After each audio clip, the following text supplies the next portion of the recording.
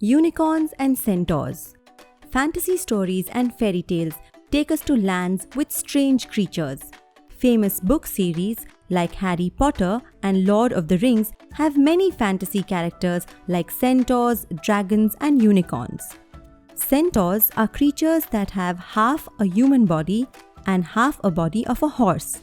The sun sign Sagittarius is also represented by a centaur. It is believed that communities that did not have horse riding in their culture saw men riding horses as half man, half horse. This is how the idea of centaurs probably began. Unicorns are also horse-like creatures.